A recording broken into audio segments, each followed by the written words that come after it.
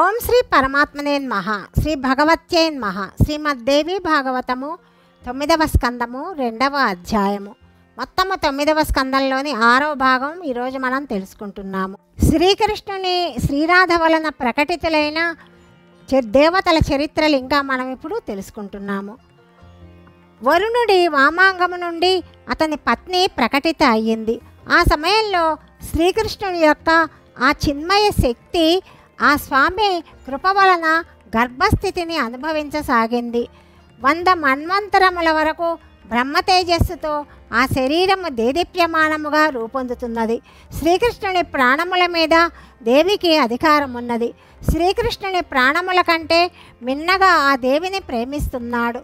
ఆమె ఎల్లవేళలా ఆ స్వామి వెంటే ఉండేది. ఆమెకు శ్రీకృష్ణుని వక్షస్థలమే స్థానము. 100 మన్వంతరముల సమయము గడువగా ఆమె బంగారముతో సమానమైన బాలికునకు జన్మనిచ్చింది. అతనిలో విశ్వమును ధరించు సముచిత యోగ్యత ఉన్నది. కానీ అతనిని చూసి ఆ దేవి హృదయము దుఃఖ సంతప్తమయ్యింది. ఆమె ఆ బాలకుని బ్రహ్మాండ గోళకమునందలి అగాధ జలమునందు పడవేసింది. ఈ విధంగా ఆమె ఆ బాలుని పరిత్యజించింది. అది చూసి దేవేశ్వరుడు శ్రీకృష్ణుడు వెంటనే ఆ దేవితో ఇట్లా పలికాడు: ఓ కోప స్వభావము కలదానా, నీవు ఈ బాలుని పరిత్యజించావు. ఇది ఎంతో అసఖ్యకరమైన కృత్యము. దీని ఫలితముగా నీవిక సంతానహీనమవుతావు. ఇది నిశ్చితము. ఇదే కాక నీ అంశమునందు జన్మించిన దివ్య స్త్రీలందరూ కూడా తరుణ వయస్కులైన సౌందర్యవతులై కూడా తమ సంతానమును చూడలేకపోతారు. ఈ విధంగా పలుకగా ఆ దేవి జిహ్వాగ్రము భాగము నుండి ఆకస్మికముగా ఒక పరమ మనోహరమైన కన్య ప్రకటితమయ్యింది. ఆమె 2 చేతులు వీణా పుస్తకముల చేత సుశోభితములై ఉన్నాయి. సకల శాస్త్రములకు ఆమె అధిష్టాన దేవత. రత్నమయ ఆభూషణములతో విభూషితయై ఉన్నది. తరువాత కొంత సమయం గడిచింది. ఆ మూల ప్రకృతిదేవి 2 రూపములలో ప్రకటిత అయ్యింది. వామాంగము నుండి కమల, దక్షిణ భాగము నుండి రాధిక ప్రాదుర్భవించారు. అప్పుడు శ్రీకృష్ణుడు 2 రూపాలుగా రూపొందాడు. దక్షిణాంగ సగభాగము నుండి ద్విభుజుడు విరాజమానుడయ్యాడు. ఎడమ భాగము నుండి చతుర్భుజుడైన విష్ణుదేవుడు ఆవిర్భవించాడు.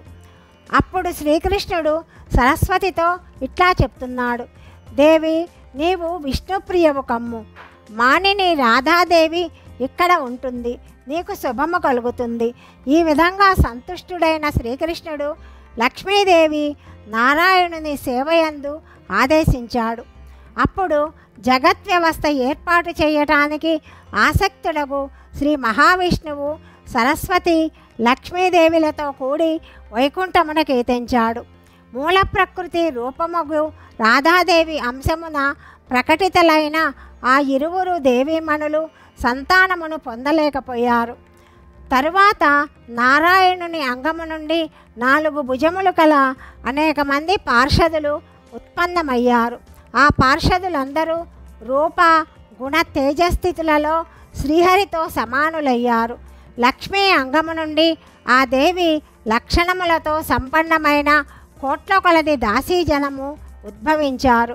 మునివర్య, నారద, దీని తరువాత లోకేశ్వరుడు భగవంతుడైన శ్రీకృష్ణుని రోమకూపము నుండి అసంఖ్యాకులకు గోపకులు ప్రకటితులయ్యారు.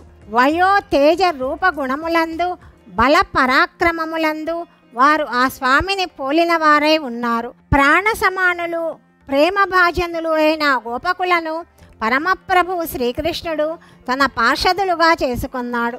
అలాగే శ్రీ రాధాదేవి రోమకోపముల నుండి అనేక గోపికలు ప్రకటితమయ్యారు. వారందరూ కూడా రాధతో సమానముగా కనిపిస్తున్నారు. మధుర భాషిణులకు ఆ కన్యలను రాధ తన దాసీజనులుగా చేసుకున్నది. వారు రత్నాల అలంకారములతో అలంకరింపబడి ఉన్నారు.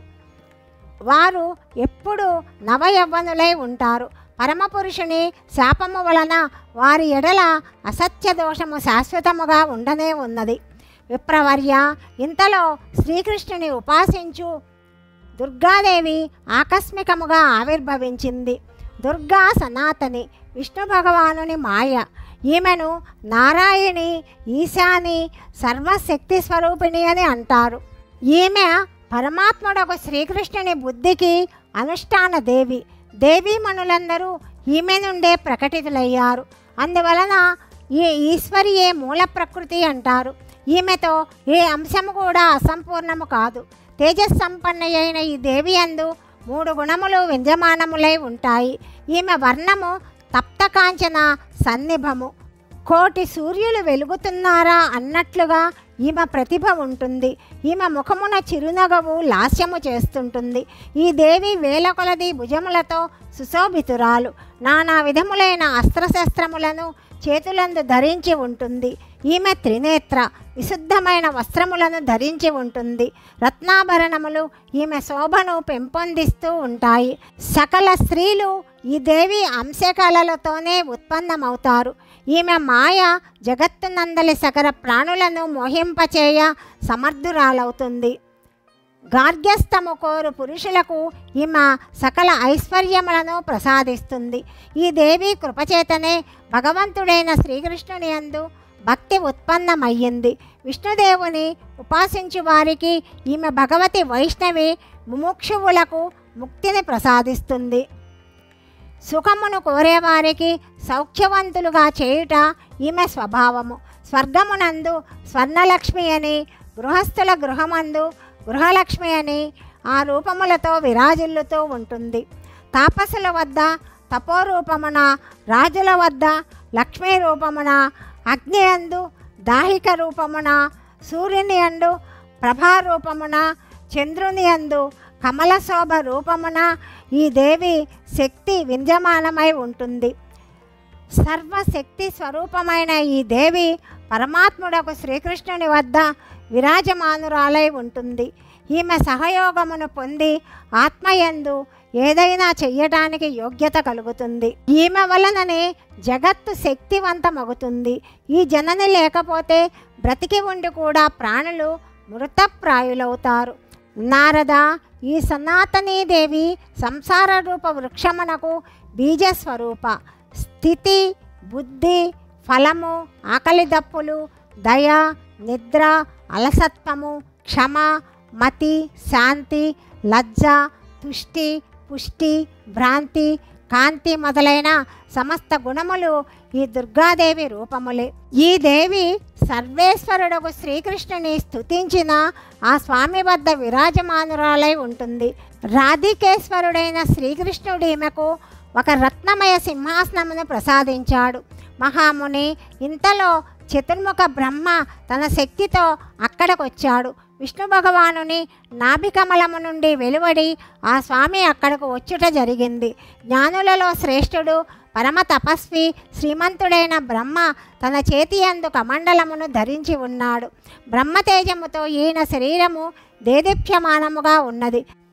తన 4 ముఖములతో భగవంతుడకు శ్రీకృష్ణుని స్తుతింపసాగాడు.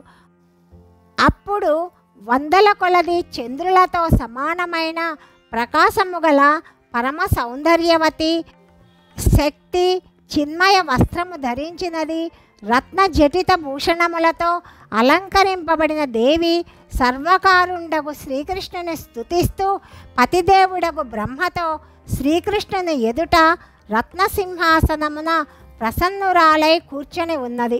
అప్పుడే భగవంతుడకు శ్రీకృష్ణుడు 2 రూపములుగా విభజితుడయ్యాడు. ఆ స్వామి అర్ధవామభాగము మహాదేవుని రూపమున పరిణితమయ్యింది. దక్షిణాంగము గోపీపతియగు శ్రీకృష్ణునిగా రూపొందింది. శుద్ధ స్ఫటికమణిలాగా మహాదేవుని కాంతి దిక్కులను వెలుగొంద చేస్తున్నది. కోట్ల కొలది సూర్యులతో సమానముగా వారు ప్రకాశిస్తున్నారు. భుజములు పట్టిసములతో త్రిశూలములతో సుశోభితమై ఉన్నాయి. తప్తకాంచన సన్నిభమై వారి వర్ణములు దేదీప్యమానములై ఉన్నాయి. తల మీద జటాభారము వారి శోభను ఇనుమడింప చేస్తున్నది. శరీరమునందు భస్మము అలది ఉన్నది. మస్తకమున చంద్రుడు శోభిల్లుతున్నాడు. ముఖమండలము చిరునవ్వుతో నిండి ఉన్నది. నీలకంఠముతో శోభాయమానుడైన శంకర భగవానుడు దిగంబర వేషమున ఉన్నాడు. సర్పములు భూషణములై ఆ స్వామికి అలంకారములయ్యాయి. ఆయన హస్తమునందు రత్నములతో గుర్చబడిన మాల సుశోభితమై ఉన్నది. ఆ స్వామి తన పంచముఖములతో బ్రహ్మజ్యోతి స్వరూపుడు సనాతనుడైన శ్రీకృష్ణుడి నామమును జపిస్తున్నాడు. శ్రీకృష్ణుడు సత్యస్వరూపుడు, పరమాత్ముడు, ఈశ్వరుడు. ఈ స్వామి కారణములకు కారణమైనవాడు, సకల మంగళములకు శుభమును చేకూర్చేవాడు. జన్మ మృత్యు జరావ్యాధి శోకభయములను కలిగించు మృత్యువునకు కూడా మృత్యువు. అందువలన ఈతనిని మృత్యుంజయుడని కూడా పిలుస్తారు. మహానుభావుడైన శంకరుడు ఈ స్వామిని స్తుతిస్తూ ఎదుట ఉంచబడిన పరమరత్న సింహాసనమున విరాజమానుడై ఉన్నాడు. అధ్యాయం 2 సమాప్తము. 3వ అధ్యాయం గురించి తదుపరి భాగంలో తెలుసుకుందాం. సర్వం శ్రీకృష్ణార్పణమస్తు.